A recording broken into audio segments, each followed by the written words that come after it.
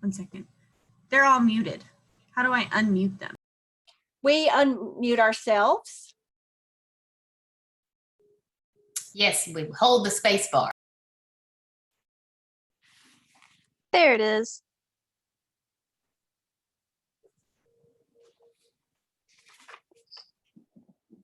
Oof.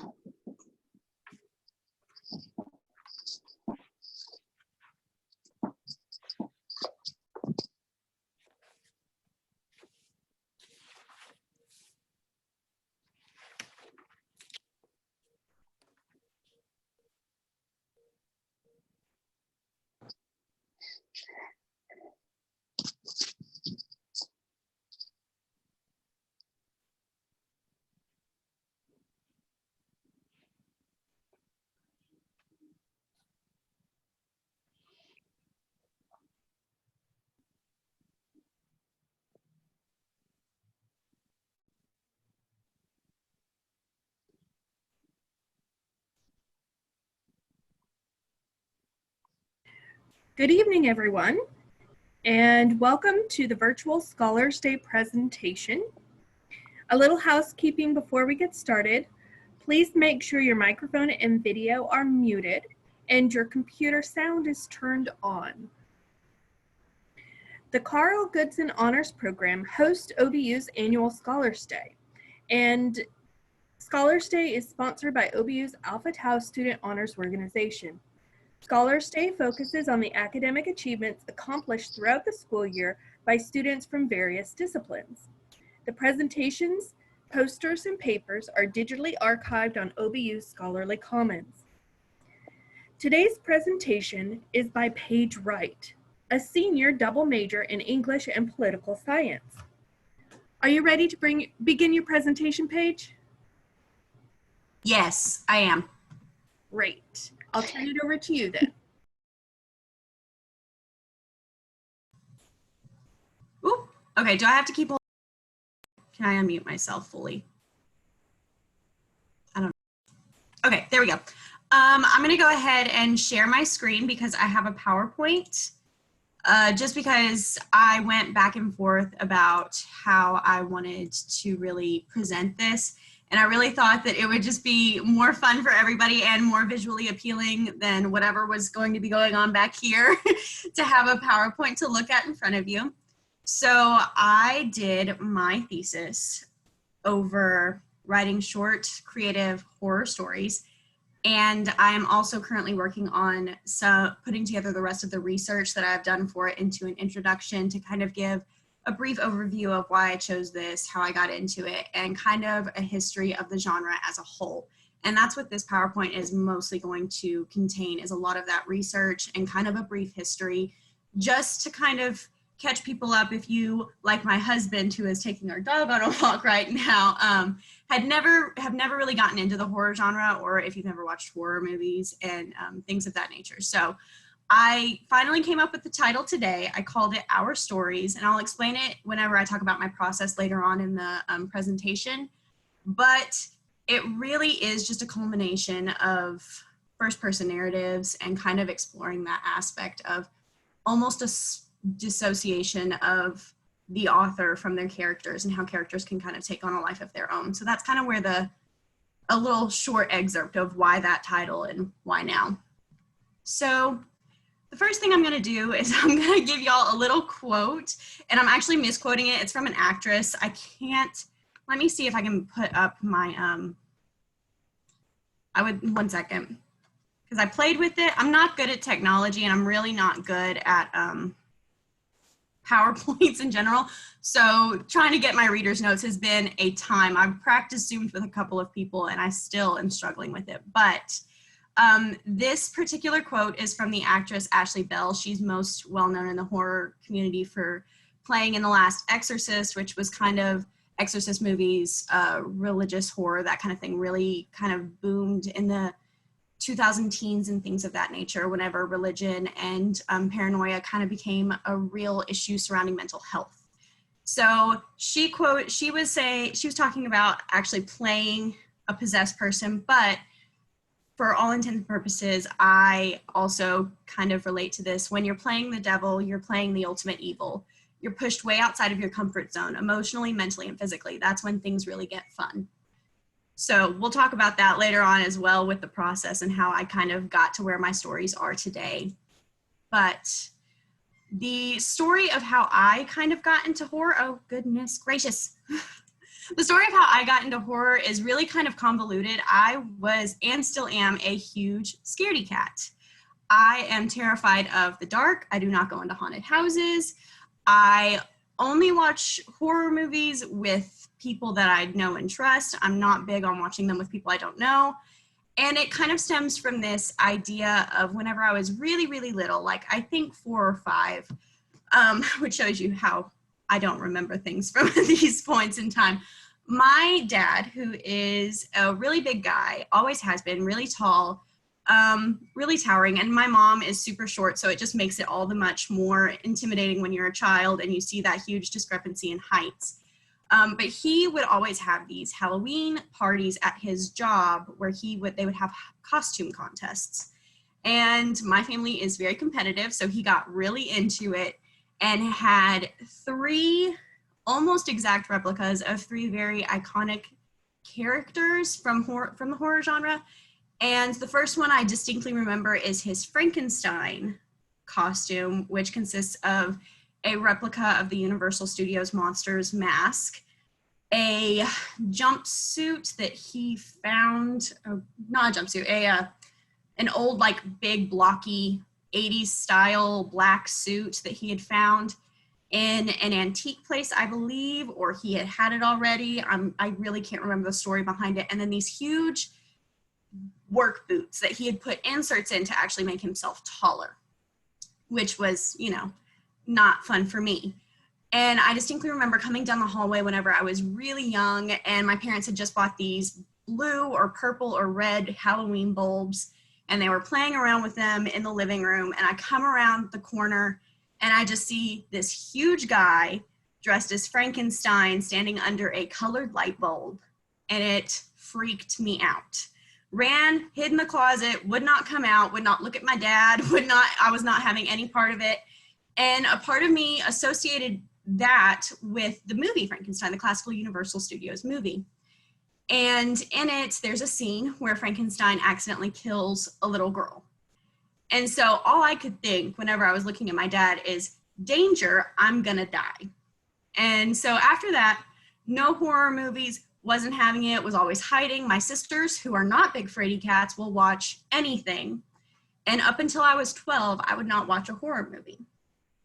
Except for Jaws. I would watch Jaws.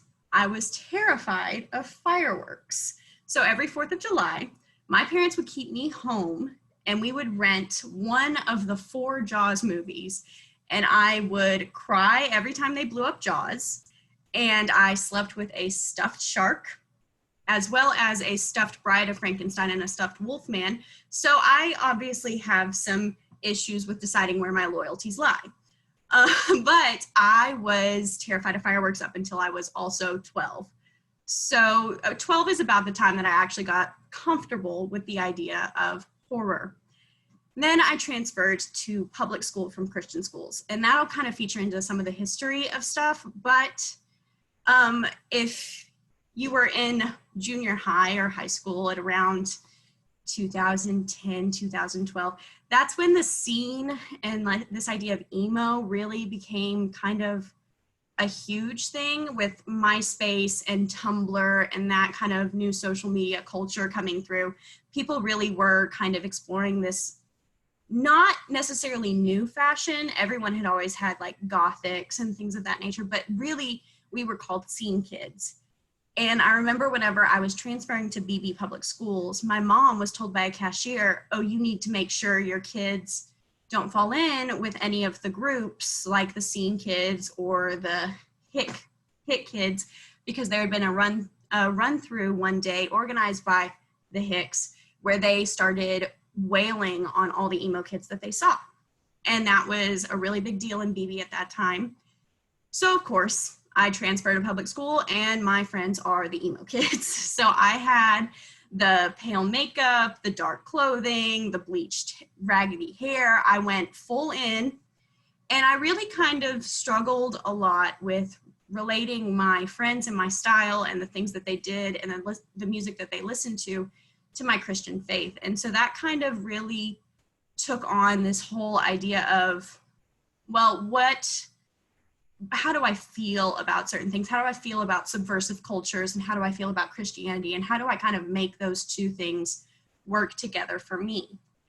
And so obviously you can't tell in this lighting, but I'm very pale. So a lot of people would refer to me as a vampire because I was a scene kid and I did wear the dark lipstick and the heavy black makeup.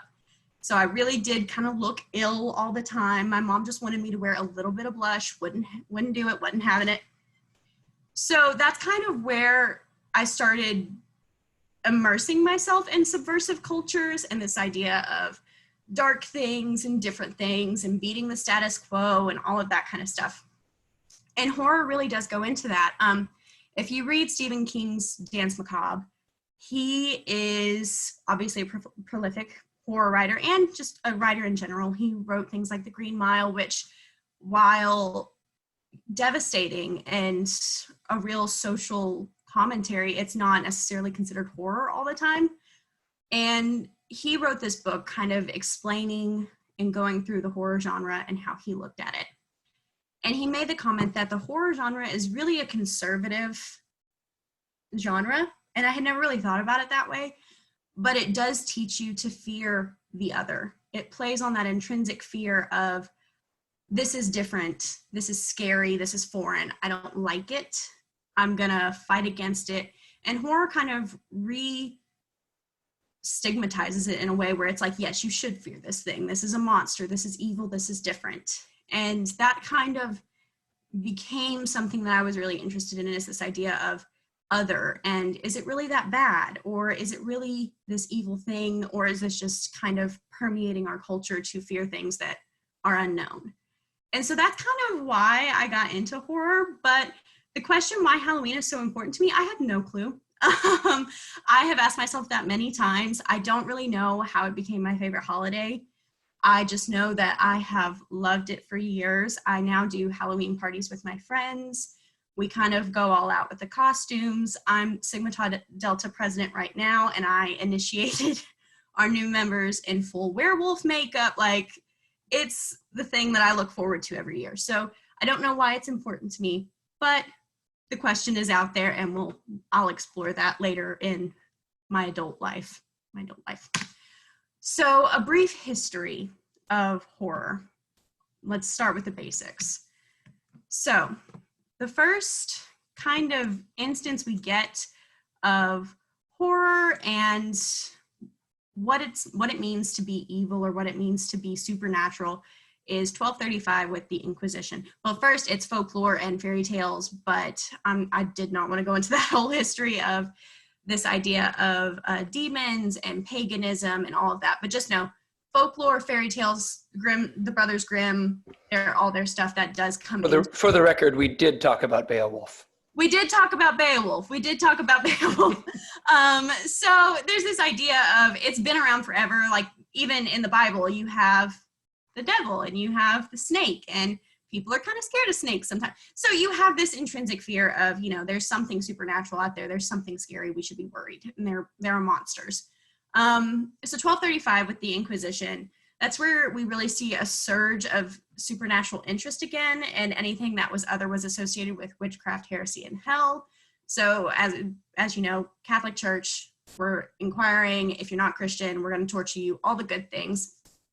And so that's when we really start seeing a lot of books about witchcraft and these evil people and this darkness. And so we see Dante's Divine Comedy coming out in 1307, which features a lot of hellish imagery and a lot of scary things, and scare them into salvation kind of a deal. And then you also have Malleus Maleficarum. I don't pronounce things well, but in 1486 it was written by two inquisitors, and it's commonly translated as a hammer of witches, and it details the logic behind I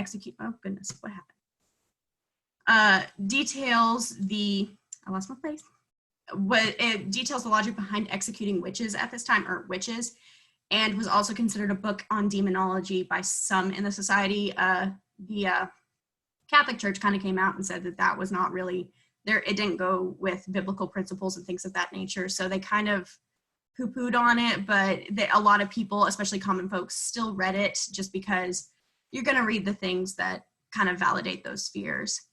And I pulled a quote from a website, sacredtext.com, and it said, although the Malleus is manifestly a document which displays the cruelty, barbarism, and ignorance of the Inquisition, it has also been interpreted as evidence of widespread subterranean pagan tradition, which worshipped a pre-Christian horned deity.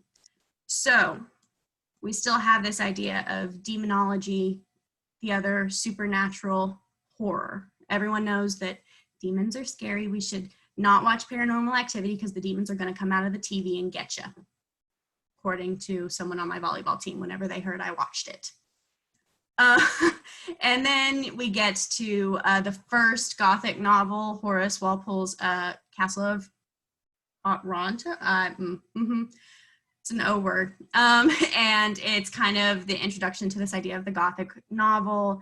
And there's a lot of murder and assault and usurping the throne, poisoning someone. It reminded me a lot of Hamlet whenever I was going through it, just and other Shakespearean things where you've got teenage love stories and people just trying to figure out their lives, and then this overarching narrative of the right to thrones and who has the right to rule. And it's set up that kind of genre of castles and darkness and this whole European narrative of Gothic traditions.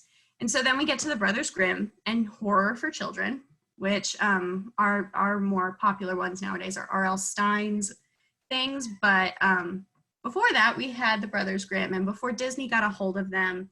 And if you really want to know more about this, you should really just ask Dr. Amy Sondheim. She goes into a lot of the censorship of what the Brothers Grimm did censor and what they didn't, and the history behind that in her young adult and children's literature class. But they did have a lot of dark themes, a lot of scary things, a lot of witches, a lot of demons, a lot of don't go into the dark woods by yourself, you're going to get eaten by a wolf, all the good things that you tell your children to keep them away from strangers and in the confines of their yard or home.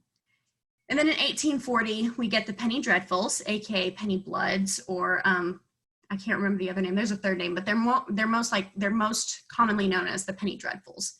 And they're kind of horror comics. Not quite a comic book like what we would recognize today, but they were these serialized literature booklets that were put out every week. And they always had a black and white illustration on the front. And they normally did deal with things like pirates or vagabonds, others who are known for being subversive in culture, or they are outsiders on society, the things that were kind of others, but they always had a lot of gore and a lot of blood and sometimes demons.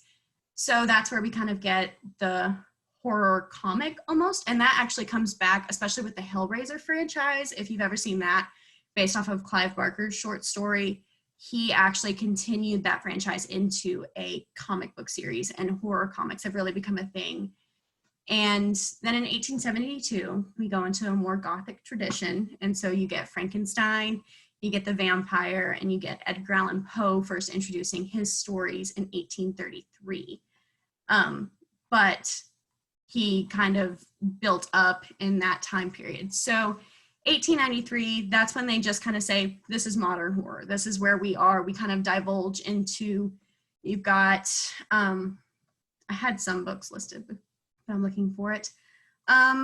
You're getting Dr. Jekyll and Mr. Hyde is right around this time. And then you're having Jack the Ripper, who is really hitting the newspapers around this time. And you've got Ray Bradbury, H.P. Lovecraft, and Clive Barker coming into more of a thing. Clive Barker was a little later, but he's on my modern horror because he did set up a lot of the short stories. And then I have a brief blurb about horror films. I didn't go into it as much in my actual introduction, but you do have the Universal Studio monsters, the aliens in space, whenever the Cold War and like the space race and things like that were really becoming an issue. In America, we did have a lot of aliens in space films primarily horror and sci-fi films coming out at that time because people were really worried about it.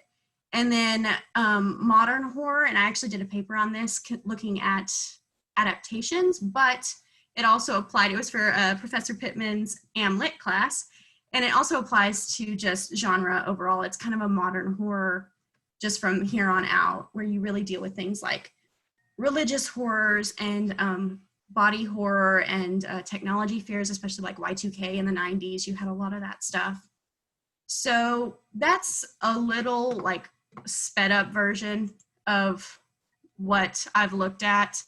So I have to make jokes because I always feel like I need to make jokes in presentations, but my process, or let's talk about me again. So throughout this time, I have been reading a lot of Stephen King, a lot of Edgar Allan Poe, and a lot of Pinterest.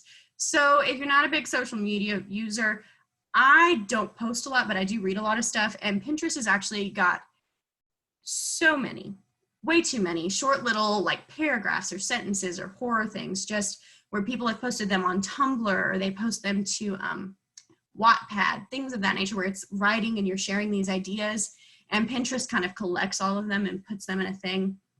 So some of the creepiest things I've ever read, like The Smiling Man and the thing with no teeth, but it does have teeth. It's a weird time, but that has really been kind of an inspiration, especially whenever I'm up late at night, not being able to sleep and just scrolling. That's what I tend to go to. What I watch, 80 slashers, I grew up on those. Those are my favorites. But also Wes Craven's Scream franchise. I really like it just because it's very meta. Same with Cabin in the Woods. And what I've been watching a lot lately is the Vatican tapes. And it was on Hulu. I think it's going to Netflix. I've kept up with it because I really did like it. It's a very closely followed biblical narrative almost of the Antichrist. And so a lot of the things that they have in there, most Antichrist films like The Omen don't have. And it's very interesting to look at and to watch them kind of dissect this idea of what the opposite of the Christ is supposed to look like. And what I listen to, I've linked my Spotify playlist. It's called Horror Writing, and it's just a bunch of different movie scores. The Omen's main song, I don't want to say it because it's Latin and it basically translates into "We Drink the Blood." That's on there. We have Psycho's the shower scene theme song there. So that's a lot of what I listen to, and that's what I listen to all the time. And my husband, again, he has to leave the room, or he asks me to change it to my phone and put my headphones in because he just cannot listen to it.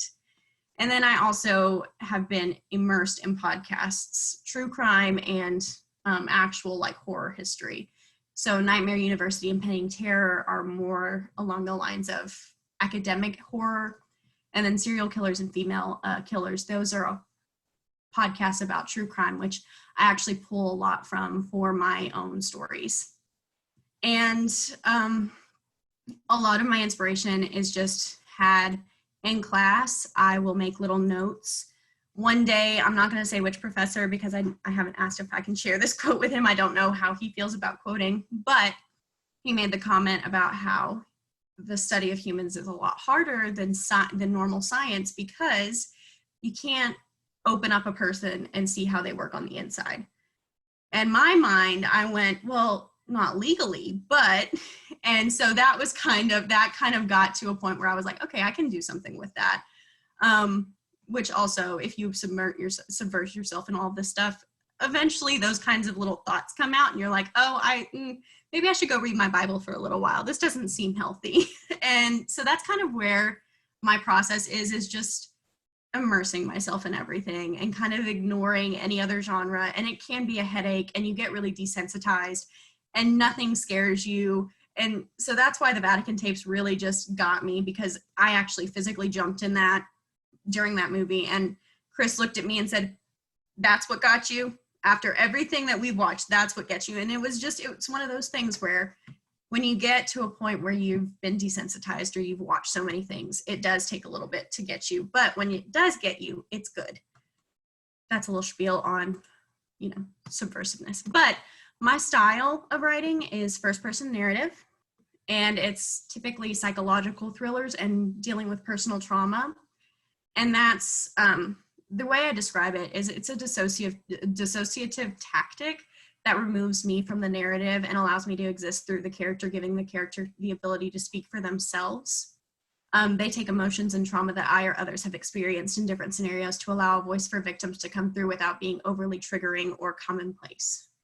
So it's this idea of taking these fears that others have or that I have and putting them into a scenario where I can just objectively view them, and I can kind of take myself out of the equation and put myself into another person's shoes and see that situation in a different light or in a way where I can work through it without putting myself in it and getting overly anxious or overly fearful myself. And then I ask, is it scary? It depends. It depends on who you are, what you've gone through. Different things speak to different people. And that's kind of where I take my horror is I want it to be almost conversational. I want you to not be sure what you're reading or who you're talking to. And it is very Edgar Allan Poe, The Telltale Heart. They think they're sane or they think they're normal, or I think I'm sane and I think I'm normal. And now it's, well, are you really? Or is it all in your head? And that's kind of where I want my horror to go to. I'm not big on body horror, and monsters are really hard for me because I don't want to be overly campy, even though I love camp. So that's kind of my style and my process. And the stories I was going to read, but I'm looking at the time and we're already over 20 minutes and I'm supposed to leave time for questions. So my stories are B, Delusional, Created, Beanpole, and Midnight Showing.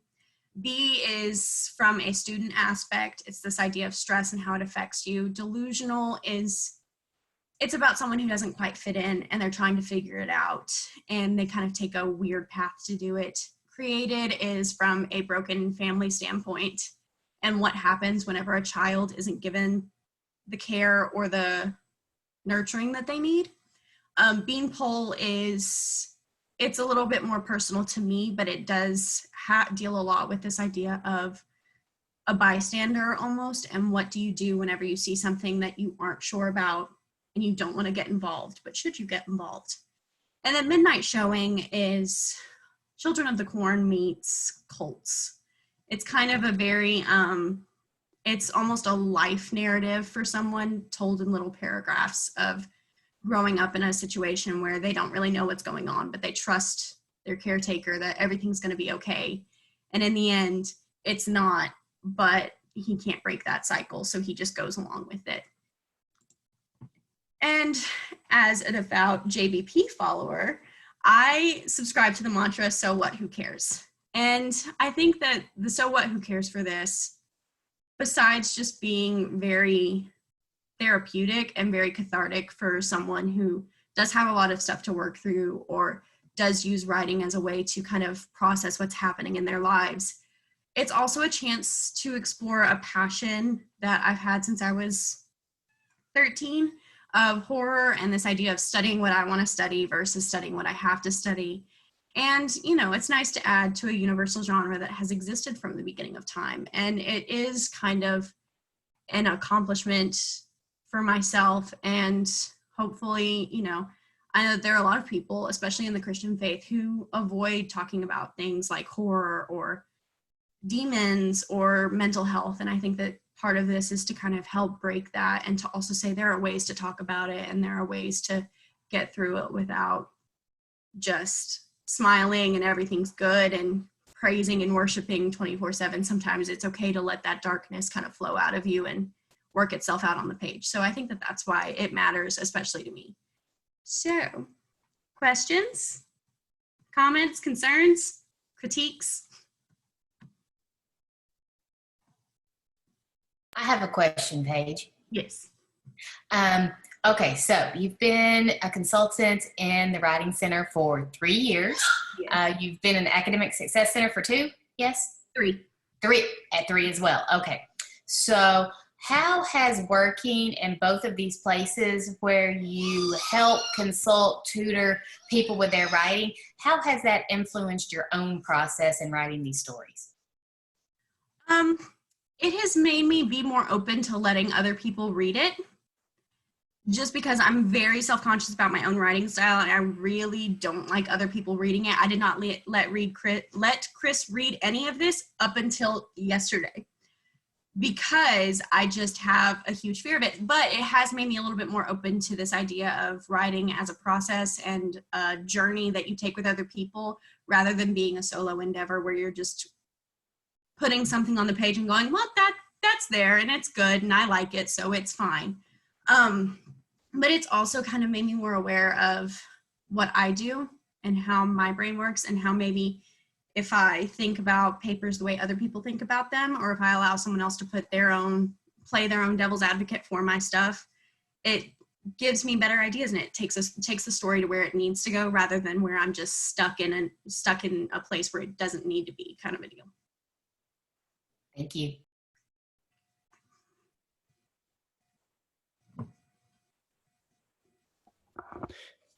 Paige, we've talked about well, a little bit what you've spoken on in your preliminary remarks here concerning anxiety as a kind of muse, and writing as therapy of a sort. So I guess my big question is, does it work? Do you find this therapeutic? I guess that's one question, and the related one is, what happens when does it become kind of an Ouroboros, I guess? I'm fascinated by your My psyche doing all this? well,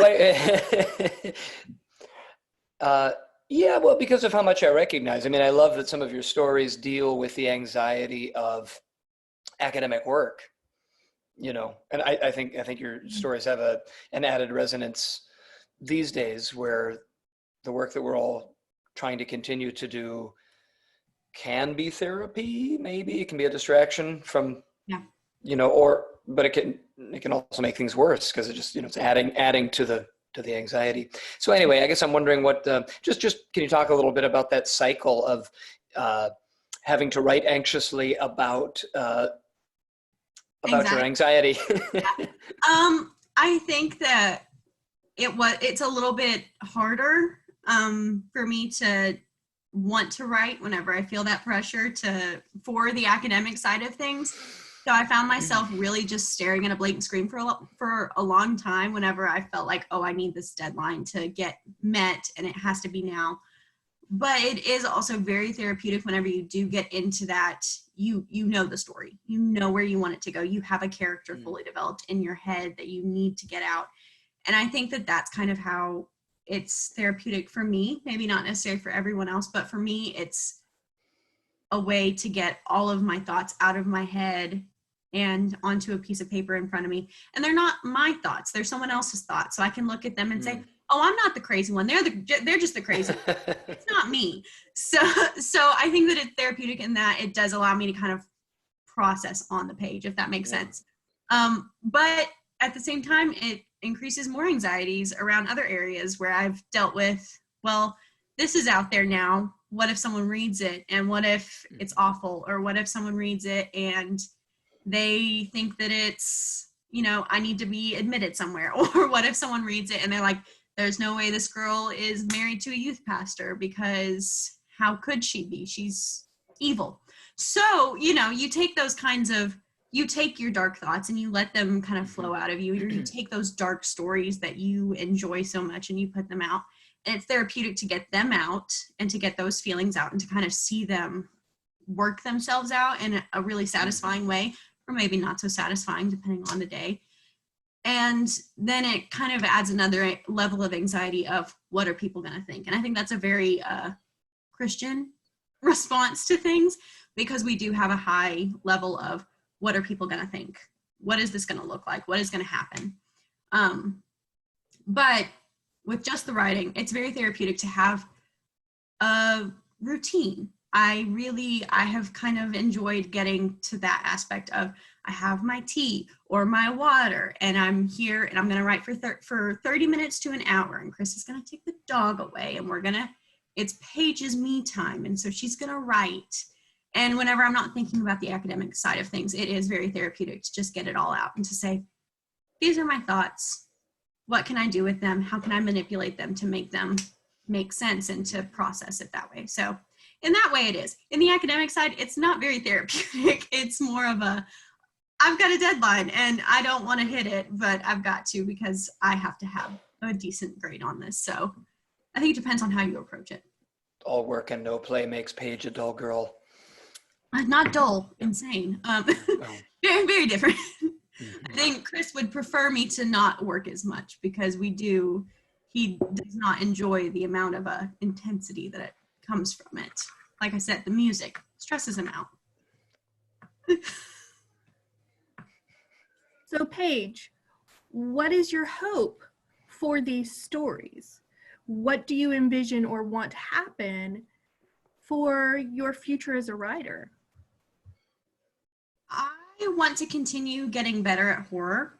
I someday want to write a monster story or a vampire story for my own sick little joy.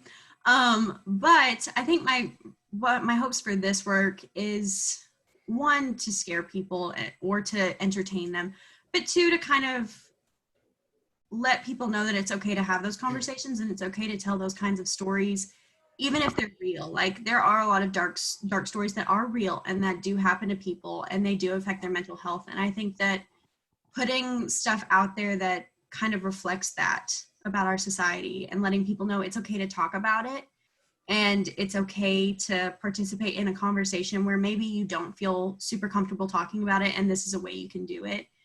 But other than that, it's mostly just, it was to entertain and to gain some personal enjoyment from it. Do you want to see these stories published? A few of them, maybe not all of them. I have my pets. Everyone has kind of their baby that they've worked on. But I think that I would like to see a few published, and I have so many different like little blurbs and ideas of stories that I want to birth creatively, I guess, at some point, and I'd like to see some more publishing on that aspect. So yeah. Hello. Okay, so I am also a true crime fan, as you know. So if I were to read your stories, where could I see, like, would it be specific instances that you've pulled from true crime and put into these stories? Would it be like, oh, that's the toy box killer that she's talking about? Or would it be more like just overall feelings of generalized creepiness that you've gotten from these podcasts? Feelings of generalized creepiness, but also Jeffrey Dahmer is definitely mentioned a couple of times. He was my first foray into true crime and serial killers. My senior year of high school, I heard that stupid Katy Perry song, Dark Horse. Is that where I think, so it was mentioned in the rap about Will eat your heart out, like Jeffrey Dahmer. And so Yeah. that's how I kind of got onto that. Yeah. Who's Jeffrey Dahmer? And so yeah, there's some nods to like my origins in the different fields that I studied and the different like people I'm interested in. So he's there. The last one is kind of, if you've ever watched Cults and Extreme Beliefs, an A&E kind of series on Hulu. I'm currently watching that, and there is some aspects of that pulled in the idea of a charismatic leader and all of that kind of stuff. So there's some true facts, but not very many of them. They're mostly just realistic scenarios that may or may not happen or could happen or have happened, you know. So Yeah. Good poli-sci. Very cool. Hey, Paige. Can you hear me? Yes, I cannot Okay. see. Oh, we'll see. There you are. How has going from a consumer of horror to becoming a producer of it, has that changed how you consume horror post the writing process, or has it changed what kind of horror you are attracted to, as far as kind of like you said, you want to write a monster story someday, so you tend to consume more monster-based horror, or since you wrote more psychological horror, does that tend to draw you to more psychological horror consumer wise, how has this writing process affected how you approach the genre and how you consume it? It's changed my approach in that I look at it from a more does this work for me standpoint, whereas I now know kind of what I like and what I don't like. And I think that the way that I write is actually stuff that I'm not typically inclined to watch. I don't care for character-driven stories in horror films most of the time. I prefer a good just guys running around killing virgins and stone teens, or I like demonic movies, which seems me and my mother both, that's kind of what we gravitate towards, or things like the Paranormal Activities and the Conjuring and things of that nature. So I don't think it's changed how I've consumed it, but it has definitely changed kind of my viewpoint on why people create the certain things that they create. And I never really thought about why they created what they created. I just kind of thought that they went with whatever was popular. And some people do kind of go with, oh, well, this movie was just put out. And the podcast I listened to, Nightmare University, it really talks about this idea of whenever one horror movie is successful, you see kind of an outpouring of that same type of genre or type of horror. But you still get some good little mixes here and there. But I think that it has kind of made me stop and think, well, what is this? I research a lot of like horror writers and a lot of horror movie writers specifically now. I kind of look at their life stories and how they got to where they did and what they were involved in. And typically you find that they're pretty normal people, and most people don't expect them. I mean, you think of Elvira, you know what Elvira looks like, you expect her to be creepy. But when you look at certain writers or you look at certain writers' lives, you don't look at them and think, oh, they're going to be the horror writer. So I think it's just changed the way I look at writers, except for Stephen King. Stephen King will always be creepy to me in any kind of interview. There's something about him. I just know he's creepy. Thank you, Paige.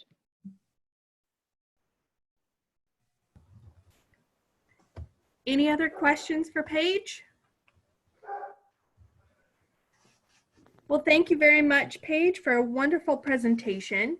And thank you to all of our participants. You can view this and other presentations and works from students at scholarlycommons.obu.edu. Thank you very much and have a wonderful evening. Great job, Paige. Thank you. Paige. So proud of you. Thanks, Pog. I didn't puke. That's all that matters. Paige, thank you. You did it. Good You job. did it. And some stories will be available to read, right, for folks who want Yes. to accompany the interview? Whenever I submit them for a final, like once that introduction is written and we've gotten all that edited through, it'll all go on Scholarly Commons, I think, with the recording or like somewhere along that line. So it'll be out there. And if you want to read one before you get there, if you want to see them, I can email them to you. It's not a big deal. They're all kind of filed where they need to be, and they're very easily accessed. So. Heck yeah. Paige, I was going to tell you, one of my graduate mates at University of Missouri attended the University of Maine with Stephen King. Oh. Said he was just that way as an undergraduate. He was always trying to show us these stories. Go, yeah, go, Stephen, go ahead, go and do that kind of stuff. Mm-hmm. Says no one wanted to read his stuff. And said now, the most famous above it, we all go up to graduate school, so everyone knows who Stephen King is. And he attended Maine, all this kind of stuff. He said at the time, he was this weird guy that we all sort of knew in passing, and no one wanted to read the stuff he was writing. So it's okay. None of the publishers did either, because I had to force him to submit Carrie. So no, sometimes it takes a while. It's good. Although I think he did say the first major check that he got, he bought his mother a house. I don't think I love my parents that much. Well, I'm kidding. I'm kidding. I think I would let my dad retire. That's his main goal in life. Pay off student loans and let my dad retire. Well, Stephen King seems like a sweet guy by every metric, as you've said, as most horror writers do. And I think most of them are trying to, I don't know, Paige, do you feel like you're trying to exercise your own demons or understand the demons around you? Both. Yeah. Depends. Both though. I think that especially whenever something hits me that someone else says, I like to explore why my response was the way it was. So like the quote, you can't cut a person open and look at what's on the inside, you know. Normal people don't say, well, not technically, but you know, so it's kind of, I think it depends on what my response is. If someone else is acting really creepy or really suspicious, then I just want to figure out what's going on with them. But if I have a weird response, then I feel like I should probably purge that one and get it out on paper and see what that's about. The darkness in me acknowledges the darkness in you. Yeah. Namaste. Yeah. Well, I wish we could all keep talking. I miss some of these faces. No, it's so nice. All the screen time is really just going to that's what's making people crazy. It's not the writing. It's the screens. Yeah, I'm minimizing Zoom. Well, I don't know if it's all right, I'm going to go ahead and end the meeting. Yes, fair absolutely. play. Bye, guys. Thank you all so much. Good job, Paige. Bye-bye. Thank you. Bye. Good job.